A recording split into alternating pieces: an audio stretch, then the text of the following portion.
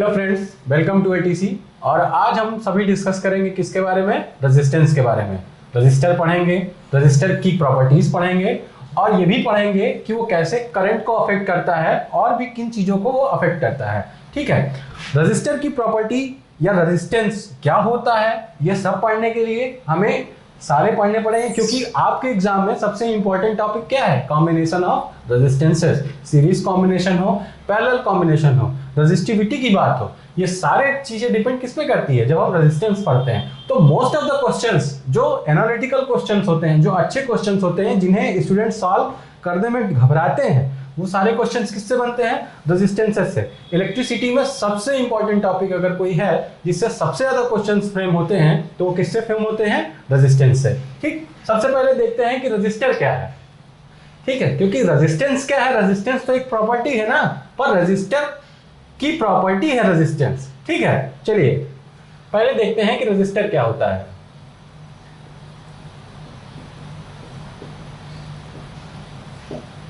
आप जब कभी फिजिक्स की लैब में जाएंगे या आपके स्कूल में कभी कोई लैब होगी तो उसमें हम देख लेंगे तो रेजिस्टेंसेस, जो रजिस्टर होते हैं वो हमारे अलग अलग कलर कोडिंग के होते हैं, पर जो हम एग्जाम में यूज करते हैं या जब अपनी बुक में आप यूज करेंगे या देखेंगे तो वो कैसे रजिस्टर्स होंगे देखिएगा।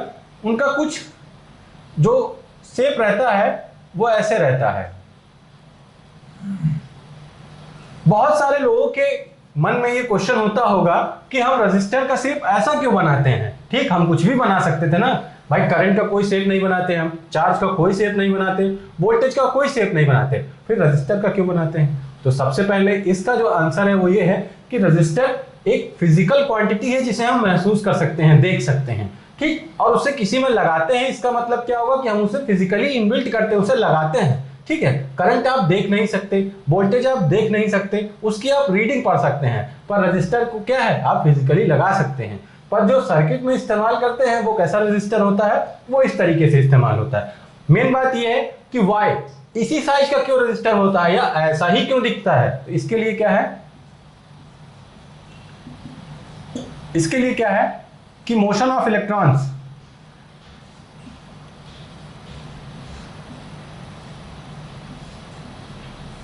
मोशन ऑफ इलेक्ट्रॉन्स जो होता है वो रैंडम होता है। इसमें क्या होता है? रैंडम होता है। क्या होता है? रैंडम होता है। तो ड्यू टू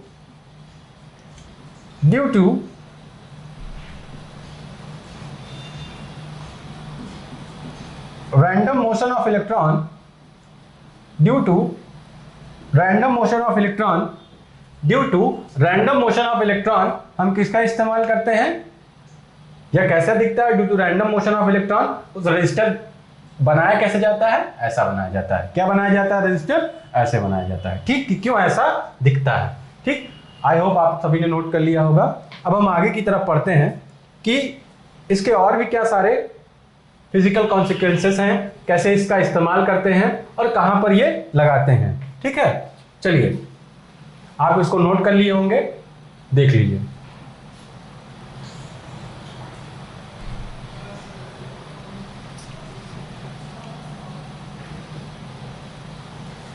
नोट कर लिया आप सभी ने? ठीक है, आगे बढ़ते हैं। चलिए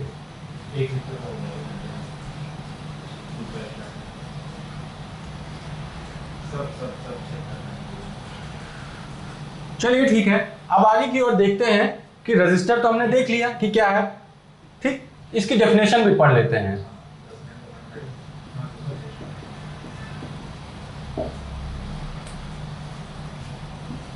It is an element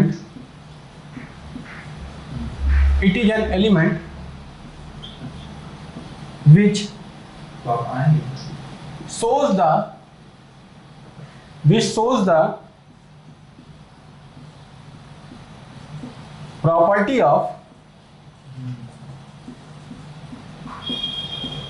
resistance। ठीक है, property of resistance. It is an element which shows the property of resistance. ठीक है, तो ये क्या होता है? रजिस्टर की प्रॉपर्टी होती है रेजिस्टेंस को शो करना। रजिस्टर की प्रॉपर्टी होती है रेजिस्टेंस को शो करना। मेन बात ये है कि अब रेजिस्टेंस क्या है इसके बारे में पढ़ेंगे। ठीक,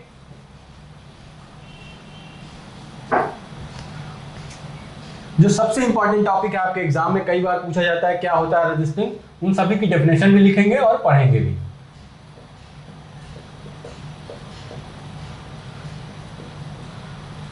ठीक, रेजिस्टेंस क्या होता है? तो रेजिस्टेंस क्या होता है कि सपोज कि कोई मेटल है, क्या है, कोई मेटल है, उसमें क्या होते हैं, इलेक्ट्रॉन्स फ्लो होते हैं। ठीक है, हम जानते हैं कि मेटल है उसमें इलेक्ट्रॉन्स फ्लो होते हैं। कभी कभी क्या होता है कि वो इलेक्ट्रॉन्स एक दूसरे से कोलाइड करते हैं, कोलाइड करने के साथ साथ वो क्या होता है, उसमें कुछ पॉजिटिव चार्जेस भी होते हैं जिनके साथ वो कोलाइड करते हैं। जब वो कोलाइड करते हैं तो वो जो करंट फ्लो होती है उस कंडक्टर से या मेटल से, मेटल एक कंडक्टर ही के ही जैसे तो है, तो जब कंडक्टर से कोई इलेक्ट्रॉन फ्लो होता है, कई सारे इलेक्ट्रॉन्स फ्लो होते हैं, वो एक दूसरे से कोलाइड करते हैं या किसी पॉजिटिव चार्ज के साथ कोलाइड करते हैं, तो फ्लो ऑफ करंट को रोकते हैं, क्या करते हैं, रेजिस्ट करते हैं। इसीलिए वो क्या कहलाता है, रेजिस्टेंस। क्या कहलाता है वो, रेजिस्टेंस। ठीक है, तो लिखेंगे when in a conductor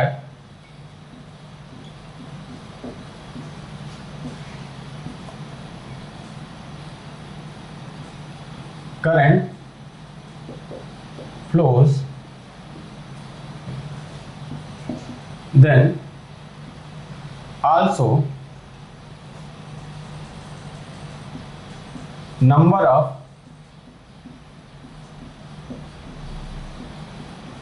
electrons flow through it. ठीक, some of them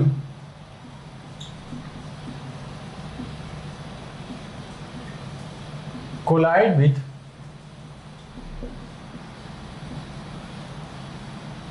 each other and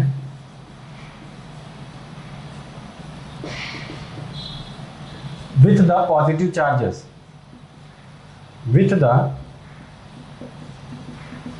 positive charges.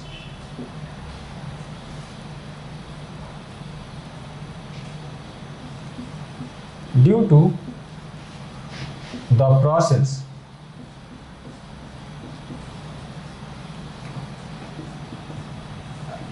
there is an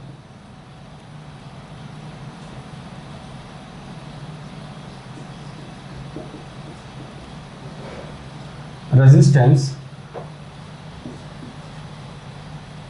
to flow the current. ठीक है, समझ आया आपको? When in a conductor current flows, then also number of electrons flow through it. Some of them collide with each other and with the positive charges.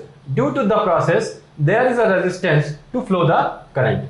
There is a resistance to flow the current. Resistance का मतलब क्या होता है? एक ऐसा interruption, ठीक है, उसे रोकना, एक तरीके से बाधा, किसी चीज को रोकना, वो क्या कहलाता है, रेजिस्टेंस। हम नहीं कहते कि कुछ रुकावटें आ जा रही हैं, वैसे ही ठीक जब करंट के है तो उसका टेक्निकल टर्म में हम क्या इस्तेमाल करते हैं, रेजिस्टेंस का इस्तेमाल करते हैं। किसका इस्तेमाल करते हैं, रेजिस्टेंस का इस्तेमाल करते हैं। किसका इस्तेमाल करते हैं, रेजिस्टेंस का इस्तेमाल करते हैं। रेजिस्टेंस क्या है, प्रॉपर्टी है। किसकी प्रॉपर्टी है, रेजिस्टर की। रेजिस्टेंस क्या है, प्रॉपर्टी है। किसकी प्रॉपर्टी है, रेजिस्टर की। रेजिस्टर जो शो करता है उस प्रॉपर्टी को क्या कहते हैं, रेजिस्टेंस। ठीक है, चलिए आगे पढ़ते हैं।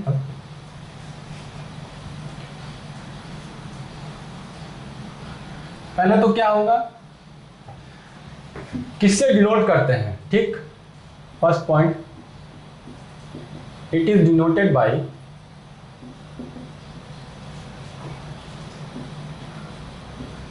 capital R. ठीक, what is the unit of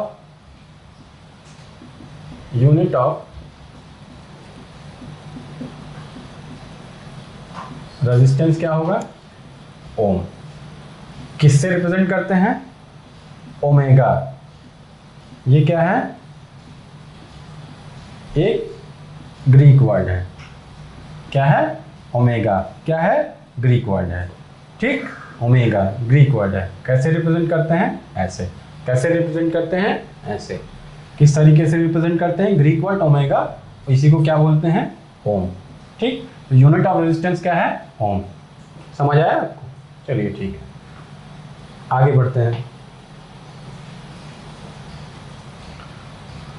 ठीक है, चलिए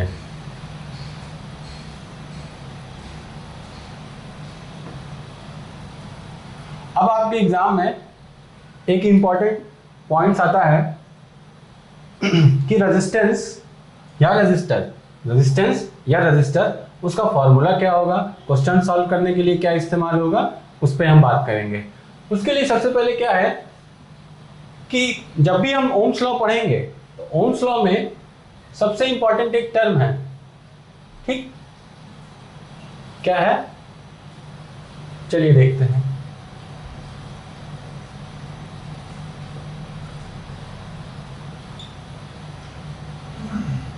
बाय ओम्स लॉ क्या है?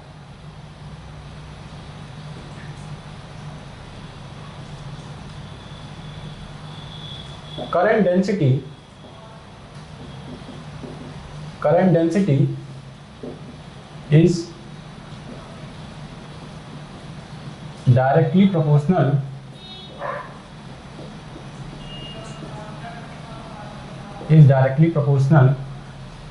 to the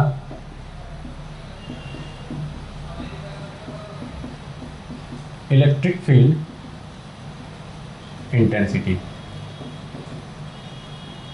यह आपके एग्जाम में तो नहीं आता है, पर आप इसे स्पेसिफिक पॉइंट करके नोट कर लेंगे, क्योंकि R is equal to rho L by A हर कोई पढ़ा देता है, पर ये कोई नहीं बता देता कि वो आता कैसे है ना, तो वो हम यहाँ पर लिख लेंगे कि कैसे आता है वो। ठीक है, तो हमारा स्टेटमेंट क्या है कि current density is directly proportional to the electric field intensity. क्या है? Current density is directly proportional to the electric field intensity. अब करंट डेंसिटी को रिप्रेजेंट किससे करते हैं? आपको केवल सुनना है इसे, ये एग्जाम में आएगा नहीं, लेकिन क्या है कि ये डेरिवेशन के रूप में यूज होगा। ठीक, चलिए देखते हैं। करंट डेंसिटी को रिप्रेजेंट किससे करते हैं? सपोज जे। आपको पता है कि प्रोपोर्शनल का साइन क्या होता है? ई। प्रोपोर्शनल का साइन होता है ये, और इलेक्ट्रिक फील्ड इंटेंसिटी ये वाला टर्म किससे रिप्रेजेंट करते हैं? ई से। ठीक, अब ये करंट डेंसिटी है, डेंसिटी आपको पता होगा, तो करंट डेंसिटी को किससे रिप्रेजेंट करते हैं? I बाई ए से। ठीक, और E को किससे रिप्रेजेंट करते हैं? B बाई एल से। ठीक है, J प्रोपोर्शनल टू E और I upon A proportional to B by L. अब इसको क्या लिख सकते हैं? B proportional to L into I by A। ठीक, B proportional to L into I by A. ठीक है, समझ रहे हैं आप? B proportional to L I by A. अब प्रोपोर्शनलिटी का साइन जब भी प्रोपोर्शनलिटी का साइन हटता है तो हम क्या इस्तेमाल करते हैं? एक कांस्टेंट का इस्तेमाल करते हैं। किसका इस्तेमाल करते हैं? एक कांस्टेंट का इस्तेमाल करते हैं। तो कांस्टेंट का इस्तेमाल करेंगे तो इस कांस्टेंट को हम इस तरीके से देखेंगे कि जब भी हम कांस्टेंट का इस्तेमाल करेंगे तो J किसके बराबर होगा? सिग्मा ई के। किसके बराबर होगा? J सिग्मा ई के। और J जब सिग्मा ई के बराबर होगा तो इसका मतलब क्या होगा कि I by A is equal to sigma B by L. ठीक है, J is equal to sigma E, और J किसके बराबर होता है? I अपॉन ए के, sigma B by L. What is the here sigma A? Sigma is the conductivity. Sigma क्या होता है? Conductivity.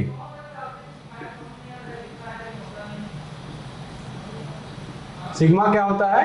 Conductivity. तो जब sigma conductivity होता है, अब हम इससे रिलेट कर लेंगे। V is equal to I into L upon sigma into A। ये हमारे पास इंपॉर्टेंट रिजल्ट आ जाएगा। क्या आ जाएगा? Important result. आप इसको नोट कर लीजिए, फिर मैं आगे बताता हूं।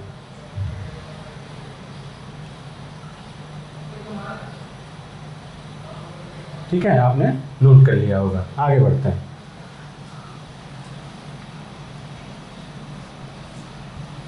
ये रिजल्ट आपको याद कर लेना है। ठीक, हम इसको फिर से डिराइव कर लेंगे।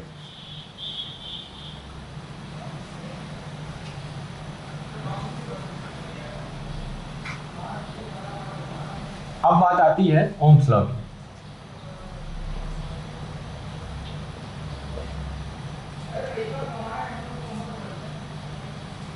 जब किसी कंडक्टर में कोई करंट फ्लो होती है, जब किसी कंडक्टर में कोई करंट फ्लो होती है और उस कंडक्टर के अक्रॉस जो वोल्टेज होता है, उस कंडक्टर के अक्रॉस जो भी वोल्टेज होता है, अगर वो करंट के डायरेक्टली प्रोपोर्शनल होता है तो वो कौन सा लॉ होता है? Ohm's law.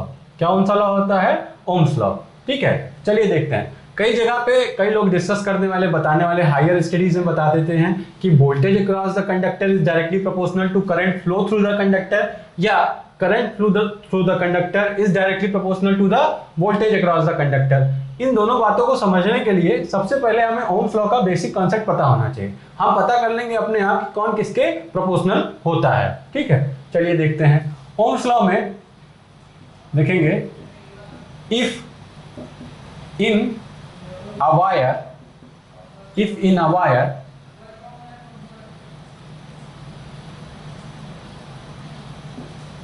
current flows through it, then it is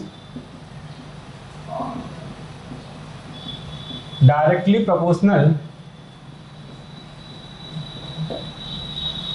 proportional to the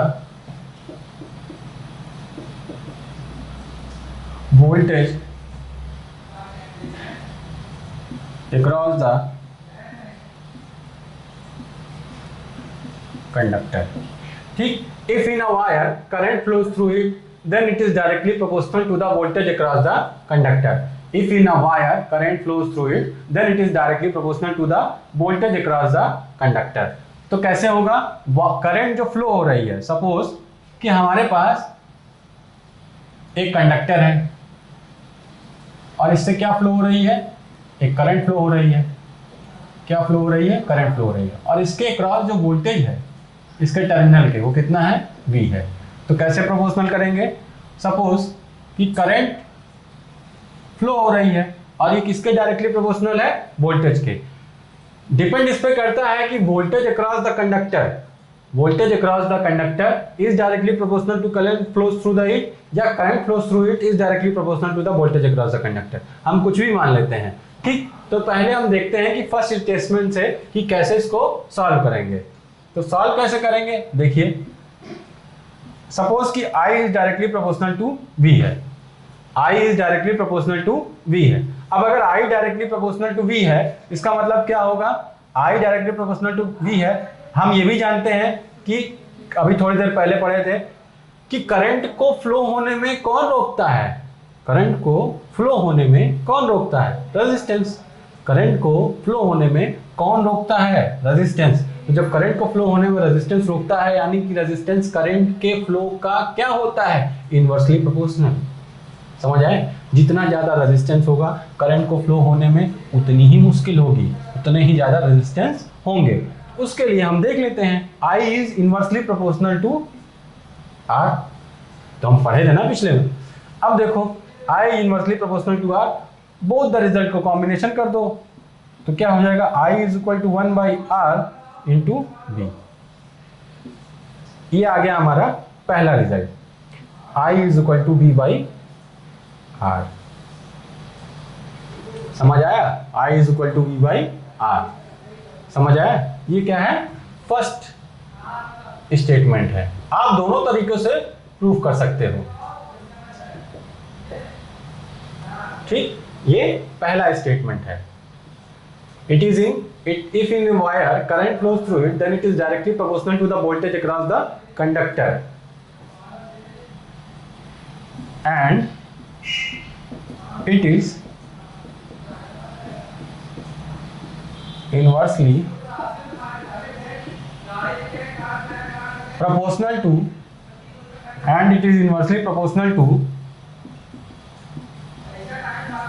the resistance। ठीक है, तो हमारे पास क्या रिजल्ट आ गया? I प्रोपोर्शनल टू V, ये हमारा पहली equation. I is inversely proportional to R, ये हमारी दूसरी इक्वेशन। तो I is equal to 1/r into V, तो I इज इक्वल टू क्या हो गया V/r। समझ आया आप सभी को? ठीक है, इस तरीके से हम इसको कर लेंगे। अब आते हैं आगे की ओर, जब पढ़ेंगे तो कैसे पढ़ेंगे। सेकेंड स्टेटमेंट अगर हम कह दें कि if in a wire voltage across the wire and it is directly proportional to the current, तब कैसे होगा। समझ आया आपको? ठीक है, चलिए नेक्स्ट स्टेटमेंट की ओर बढ़ते हैं और आगे से इसको दूसरी तरीके से भी प्रूव करते हैं कि ये कैसे। रिजल्ट सेम ही आएगा चाहे हम जो स्टेटमेंट लें। Voltage across the conductor is directly proportional to the flow of current, या current flow through the conductor is directly proportional to the voltage across the conductor, दोनों से ही रिजल्ट सेम आएगा। समझ आया आपको? चलिए ठीक है, आगे बढ़ते हैं। क्योंकि कई एग्जामिनर सेकंड वाला स्टेटमेंट तो यूज कर लेते हैं, लेकिन फिर ये नहीं बता देते कि आर कहां से आया, आर क्या है। ठीक है, चलिए ठीक है, आ जाते हैं सेकंड स्टेटमेंट में। मैं थोड़ा सा चेंज कर रहा हूं या पूरा लिख दे रहा हूं? ठीक,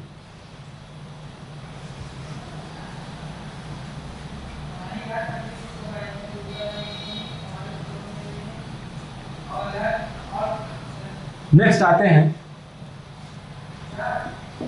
if in a wire the voltage across it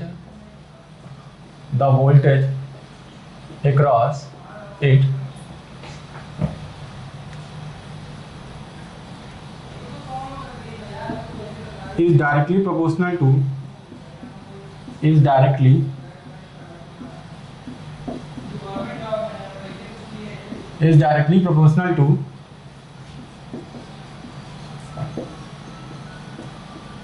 flow of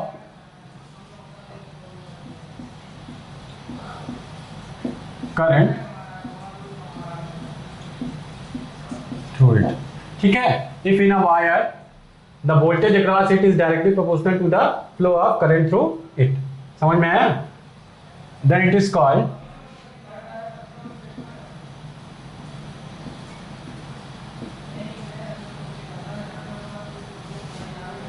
then by the statement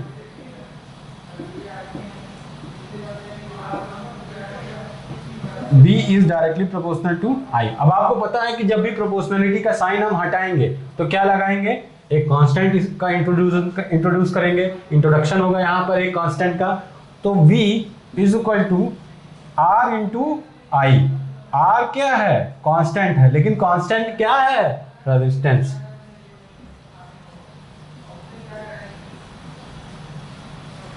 ठीक है, तो पिछले वाले रिजल्ट के जैसे ये भी आ गया ना, लेकिन पिछले वाले रिजल्ट में हमें पता था कि करंट जो फ्लो हो रही है, वो क्या है? इनवर्सली प्रोपोर्शनल है किसके? रेजिस्टेंस के। पर इसमें हम क्या किए, आर को सीधे इंट्रोड्यूस कर दिए। तो कौन सा ज्यादा सही हुआ, ये कोई नहीं बता सकता। आप दोनों इस्तेमाल कर सकते हैं, पहला भी इस्तेमाल करेंगे तो भी सही होगा और ये इस्तेमाल करेंगे तो भी सही होगा। ठीक है, कंडीशन क्या है कि जो भी कंडक्टर होगा या जिस भी एलिमेंट में करंट फ्लो होगी वो क्या होना चाहिए?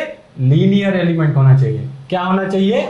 लीनियर एलिमेंट होना चाहिए। ठीक है, लिख लेते हैं कि कंडीशन क्या है इसके फॉलो होने की।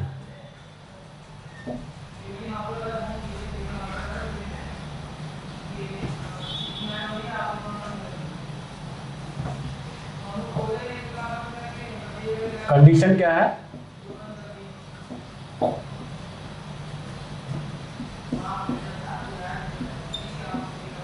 the element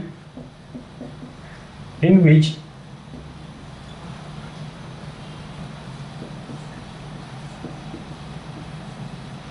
voltage is directly proportional to the current, it must be a linear element। It must be a linear element। The element in which voltage is directly proportional to the current, it must be a linear element। The element in which voltage is directly proportional to the current, it must be a linear element। या for Ohm's law validation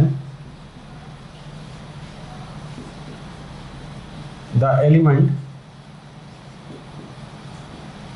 must be linear। अभी मैं समझाता हूं कि linear element क्या होता है।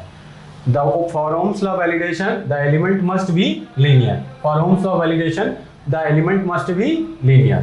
ठीक है, चलिए आगे की ओर बढ़ते हैं।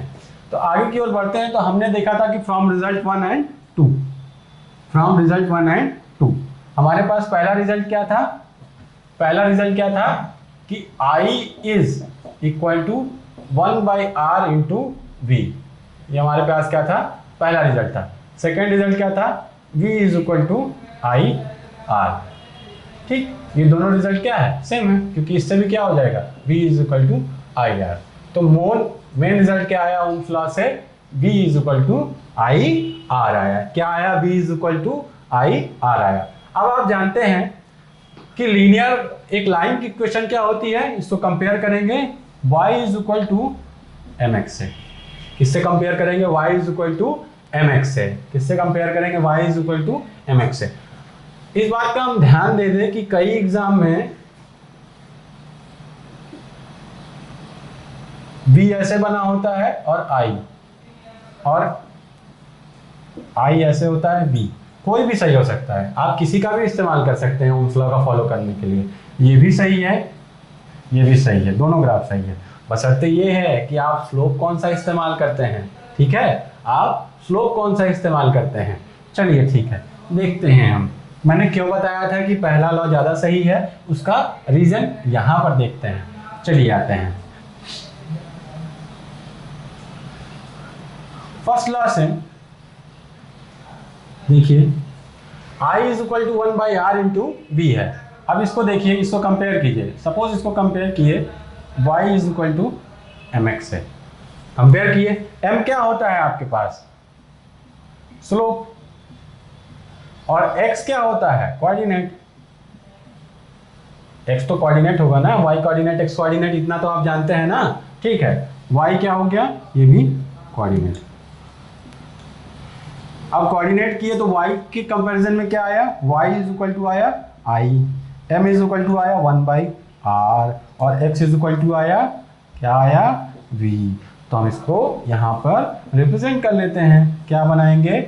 ये बनेगा हमारा b और ये क्या बनेगा? I और ये क्या बनेगा? 1/r। समझ गए आप? स्लोप बन गया। ठीक है, चलिए नोट कर लीजिए।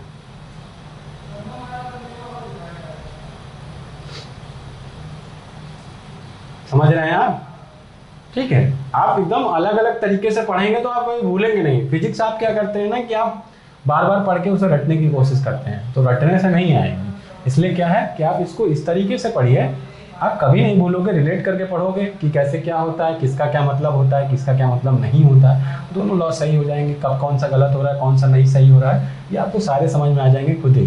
पर आप क्या करेंगे, एग्जाम के लिए कोई भी स्टेटमेंट लिखेंगे आपके दोनों सही हैं, इसके लिए आप निश्चिंत रहिए। आप पूरे टॉपिक लिखिए, कोई भी कुछ भी डिस्टर्बेंस नहीं होगा किसी भी पॉइंट ऑफ व्यू में। ठीक है, आप चाहे जो भी लिख के आएंगे वो सही है। मैं दोनों को प्रूव करने का आपको जरिया दे तो दिया, आप कैसे प्रूव कर सकते हो? अगर आपको 1/r नहीं बनाना है स्लोप में, आप ऐसे बना दो। यहां पर क्या बना दो? v बना दो और यहां पर क्या बना दो? I बना दो। अगर v यहां बना दे तो अब इसको कर लो। सपोज y बराबर mx और क्या है? v बराबर ir। y is equal to क्या हो गया? v। x क्या हो गया? I और m क्या हो गया? r। समझ आ रहा है? समझ आया? स्लोप क्या हो गया? m इज इक्वल टू क्या है? स्लोप। m क्या है? Slope. m is slope is equal to क्या आ गया? r। y is equal to क्या हो गया? b और x इज इक्वल टू क्या हो गया? I। अब यहां पर देखिए v I और स्लोप क्या बनाएंगे? r। समझ आया आपको? आप कोई भी बनाइए, दोनों सही है। दिक्कत ये है कि आप याद कौन सा रख पाते हैं, इसमें दोनों को मिक्स मत कर दीजिएगा। I y कोऑर्डिनेट पे बनाते हैं, b x पे बनाते हैं, तो ये 1/r स्लोप होगा। अगर V यहां पर बनाते हैं और I यहां पर बनाते हैं तो कौन सा स्लोप होगा? तो R स्लोप होगा। आप कोई बना सकते हैं, दोनों ही करेक्ट है। ध्यान ये देना है कि आप इस्तेमाल कौन सा करते हैं। ठीक है, चलिए आप कंफ्यूज अगर हो रहे हैं तो मैं दोनों समरी लिख दे रहा हूं। चलिए आइए,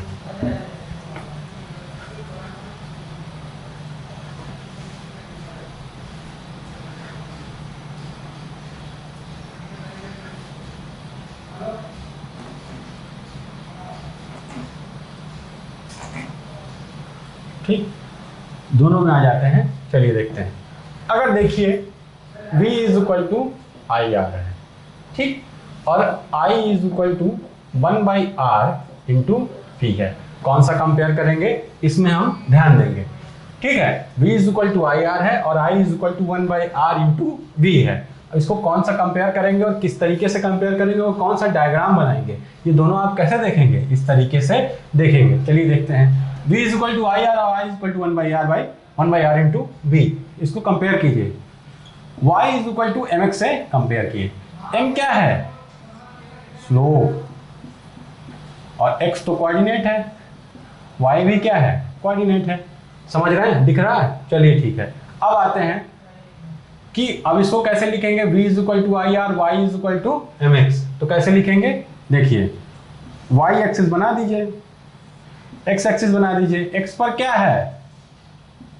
y is equal to b है ना, और x इज इक्वल टू क्या है? I है, और m इज इक्वल टू क्या है? r है। यहाँ r बना दीजिए। y क्या है?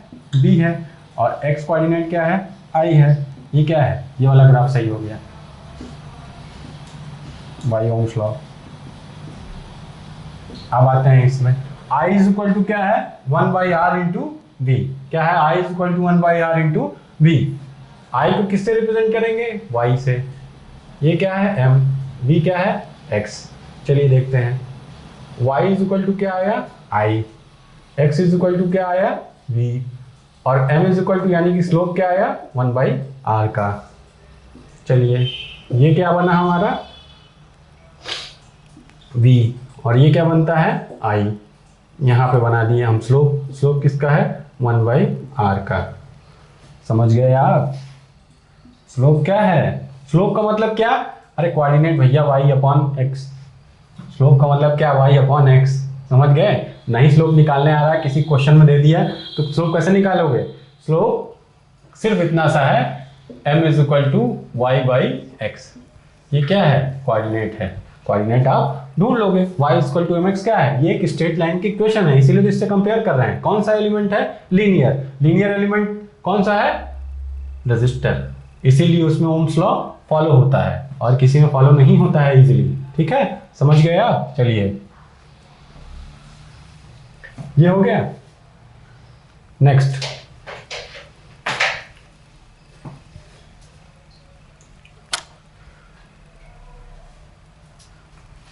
अच्छा आप ये सोच सकते हैं, अब ये पूछेंगे कि अगर रेजिस्टर है तो अगर वो रेजिस्टेंस प्रोवाइड करता है करंट के फ्लो होने में, तो जो एनर्जी लगती होगी किसी करंट को रोकने में, ठीक है, वो किस में डिसिपेटेड होगी या ऑब्जॉर्ब होती होगी? तो वो फॉर्म कौन सा होगा?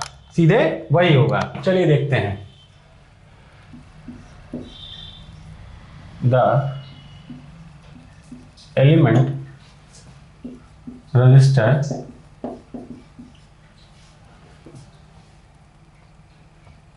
provide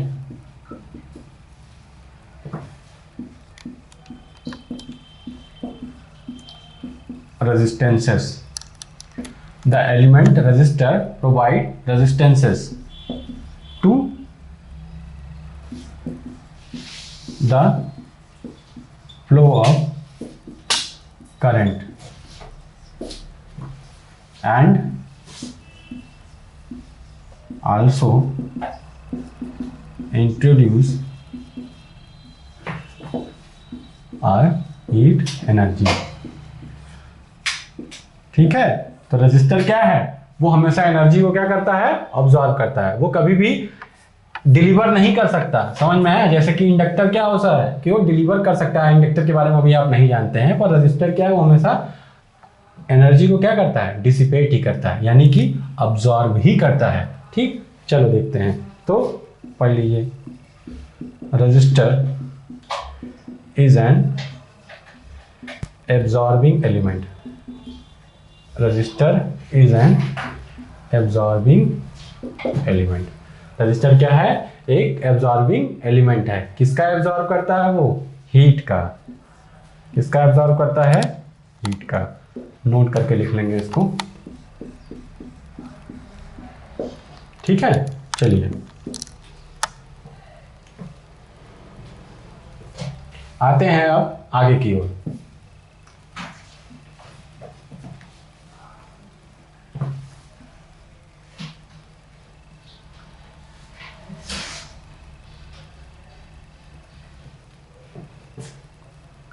अभी हमने थोड़ी देर पहले पढ़ा था बाय ओम्स लॉ. वो की प्रिंसिपल स्टेटमेंट है, आइडियल स्टेटमेंट है कि कैसे आता है. ठीक, by Ohm's law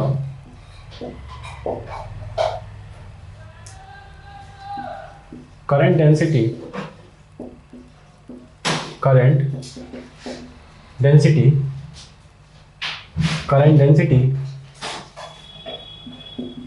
is directly proportional.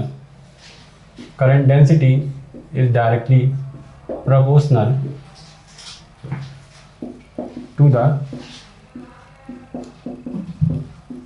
electric field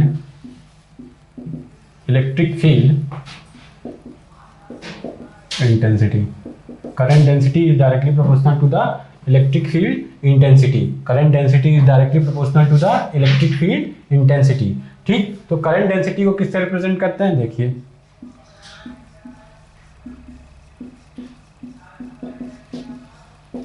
जे से. और इलेक्ट्रिक फील्ड इंटेंसिटी को किससे रिप्रेजेंट करते हैं? इलेक्ट्रिक फील्ड इंटेंसिटी को किससे रिप्रेजेंट करते हैं? ई से. स्टेटमेंट क्या है? J is directly proportional to the E. ठीक, J is directly proportional to the E. और J क्या है? करंट डेंसिटी, यानी कि करंट अपॉन एरिया. J क्या है? Current density, current upon area. Introduce कर लेंगे. चलिए, J क्या है? Current upon area. और इलेक्ट्रिक फील्ड इंटेंसिटी क्या है? E is equal to voltage upon length of the conductor. क्या है? E क्या है? Voltage upon length of the conductor. और करंट क्या है? Current upon area. एरिया कौन सा? क्रॉस सेक्शन एरिया, क्योंकि वायर का कौन सा एरिया होता है? क्रॉस सेक्शन एरिया ही होता है ना. ठीक है,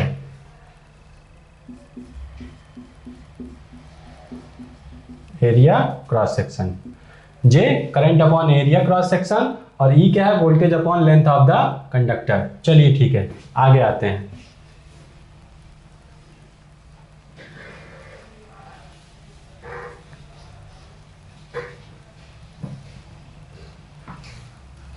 हमने क्या देखा था कि जे क्या है? Current upon cross section area, और E क्या है? Voltage upon length of conductor. ठीक है, J को क्या कहते हैं? Current density. और E को क्या कहते हैं? Electric field intensity. क्या कहते हैं? Electric field intensity. इंटेंसिटी का मतलब क्या है? कि कोई भी इलेक्ट्रिक फील्ड कितनी तेज है. समझ में आ रहा है? इंटेंसिटी का मतलब क्या होता है? कि इलेक्ट्रिक फील्ड, कोई भी इलेक्ट्रिक फील्ड कितनी तेज है. इंटेंसिटी मतलब क्या होता है? तीव्रता. ठीक है, प्रोग्रेसिवनेस. अब आ रहे हैं इस पे. फ्रॉम द प्रीवियस स्टेटमेंट जब हम पढ़े थे क्या? Current density is directly proportional to the electric field intensity. तो क्या पढ़े थे? J is directly proportional to E। अब इस्तेमाल करते हैं इसमें। J क्या है? I by A. I by A ही तो था ये बेटा, और ये क्या था? V by L. I by A proportional to V by L. ठीक है, हम बात यहाँ पर किसकी हो रही है? कंडक्टर की बात हो रही है, उसी कंडक्टर की जिसकी लेंथ क्या है? L, और क्रॉस सेक्शन एरिया क्या है? A। ठीक है, इसमें आते हैं। I by A is directly proportional to V upon L। समझ आया? J is proportional to E and I by A is proportional to V by L। समझ आ रहा है आपको? चलिए आते हैं अब इस पे कि इसमें कैसे पढ़ेंगे। अब जानते हैं जब प्रोपोर्शनल का साइन हटता है तो क्या आता है? एक कांस्टेंट। इंट्रोड्यूस क्या होता है? एक कांस्टेंट का। तो कांस्टेंट का इंट्रोड्यूस होता है तो यहाँ पर क्या होगा? I by A is equal to एक कांस्टेंट इंट्रोड्यूस हो गया, सिग्मा। क्या हो गया? इसको क्या बोलते हैं? सिग्मा। और ये क्या होता है?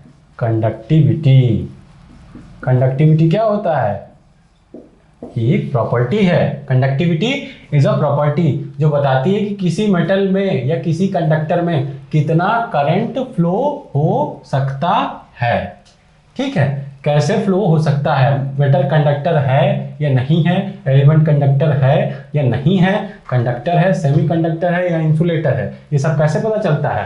कंडक्टिविटी से। किससे पता चलता है? कंडक्टिविटी से। चलिए आगे देखते हैं। I upon A is equal to sigma V upon L.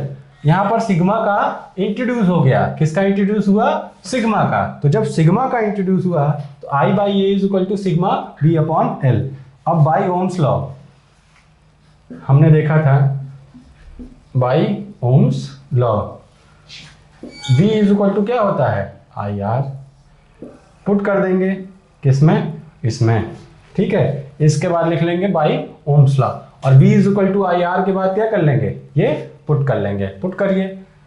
I by A is equal to sigma into IR upon L। दिख रहा है? IR upon L। समझ आया? अब I से I कैंसिल, तो बचा क्या हमारे पास? 1 by A is equal to sigma R by L. ठीक, यहां तक नोट कर लीजिए, फिर हम आगे लिखते हैं। यहां तक नोट कर लीजिए, फिर हम आगे लिखते हैं।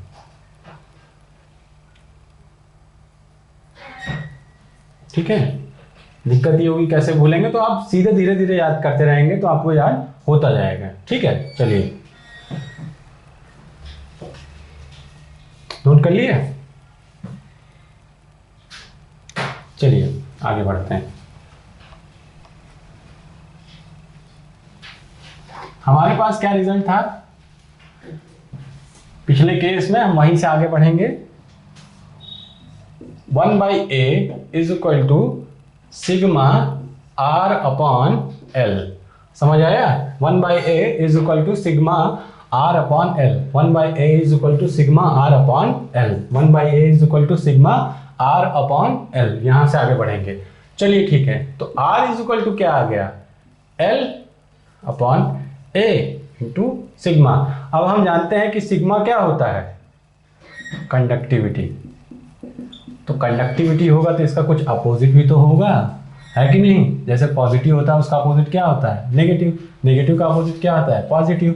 समझ में आया? वैसे ही इसका क्या अपोजिट होगा? अगर किसी में अच्छाई है तो उसमें क्या होगी? बुराई भी। तो जैसे कंडक्टिविटी है तो एक और प्रॉपर्टी तो होगी जो बताएगी कि नहीं नहीं कितना हम रोक सकते हैं, ये भी बताएंगे। ठीक है, उसके लिए क्या है कि जब कंडक्टिविटी है, कंडक्टिविटी ये किसके प्रोपोर्शनल होती है? 1 अपॉन रेजिस्टिविटी के। यानी कि कंडक्टिविटी को किससे रिप्रेजेंट करते हैं? सिग्मा से। और रेजिस्टिविटी को किससे रिप्रेजेंट करते हैं? 1 बाई रो। ऐसा साइन बना लेना, ये लिख लीजिएगा। Conductivity is directly proportional to 1 upon resistivity, या conductivity is inversely proportional to resistivity. लिख लीजिए, conductivity is inversely proportional to resistivity. क्या लिखेंगे? Conductivity is inversely proportional to resistivity. क्या लिखेंगे? Conductivity is inversely proportional to resistivity. चलिए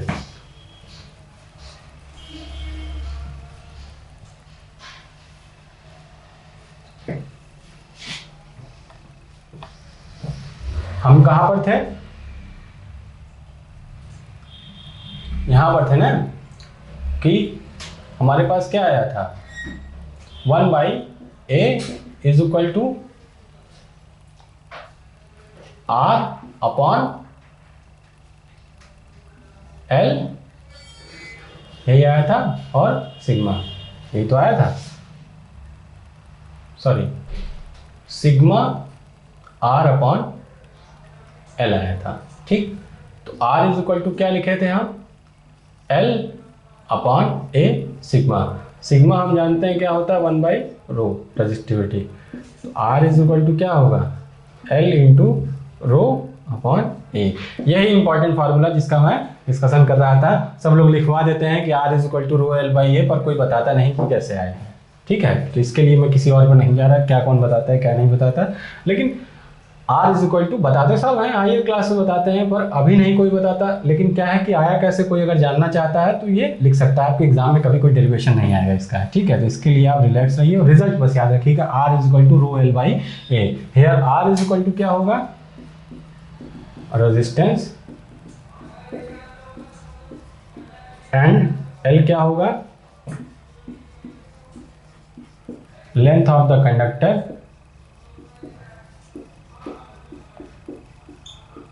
और रो क्या होगा, रेजिस्टिविटी, और ए क्या होगा, क्रॉस सेक्शन एरिया। ए क्या होगा, क्रॉस सेक्शन एरिया। ए क्या होगा, क्रॉस सेक्शन एरिया। ए क्या होगा, क्रॉस सेक्शन एरिया। समझ रहे हैं आप, ये क्या होगा, क्रॉस सेक्शन एरिया। चलिए आगे देखते हैं। तो हमारे पास ये इंपॉर्टेंट रिजल्ट आ गया और हम इसी के लिए पढ़ रहे थे। तो आज हमने कौन से दो रिजल्ट पढ़े, V is equal to IR और R is equal to rho l/a। आगे की क्लासेस में इस पर बेस्ड न्यूमेरिकल्स करेंगे और इन्हें पढ़ेंगे भी। ठीक है।